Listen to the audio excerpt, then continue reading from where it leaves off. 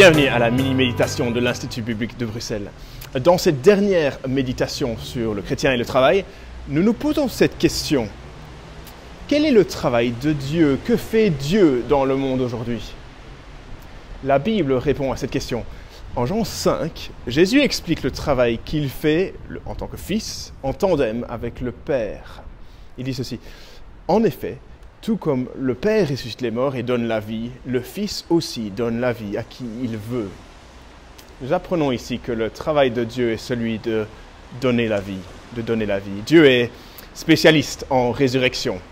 En effet, tout comme le Père ressuscite les morts et donne la vie, le Fils aussi donne la vie à qui il veut. Dieu est en train de travailler, actuellement, en train de sauver une multitude d'hommes et de femmes qui étaient morts spirituellement parlant, vivant une vie de péché qui filait droit vers la destruction éternelle.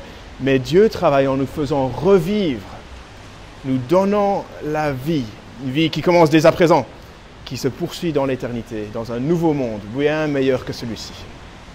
Et c'est un don gratuit par son Fils Jésus, en qui nous avons placé notre foi. Et comment Dieu travaille-t-il? Il travaille par son esprit, via l'annonce du message de l'Évangile, l'annonce de la bonne nouvelle de Jésus-Christ. C'est une œuvre glorieuse, c'est une œuvre qui dure, qui impacte la destinée éternelle d'une personne, et c'est une œuvre qui nous implique. Le savais-tu? Dieu a confié la tâche aux chrétiens d'être ses porte-paroles, de parler de Jésus là où ils sont placés. Alors, quel rapport avec mon travail et mon quotidien? Je ne suis pas ici sur terre, simplement pour moi-même, pour gagner de l'argent, me créer une vie confortable et recevoir l'approbation des autres.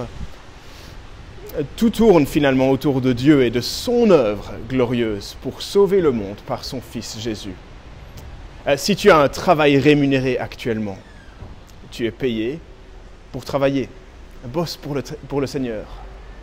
Mais souviens-toi en même temps que Dieu t'a placé là, dans ton lieu de travail, entouré de tes collègues actuels. Et Dieu veut que tu parles, tu puisses partager l'évangile merveilleux qui sauve lorsque les opportunités se présenteront à toi. Dieu t'a accordé des opportunités uniques à toi. Alors prie pour du courage, pour des occasions de partager l'évangile, de parler de Jésus.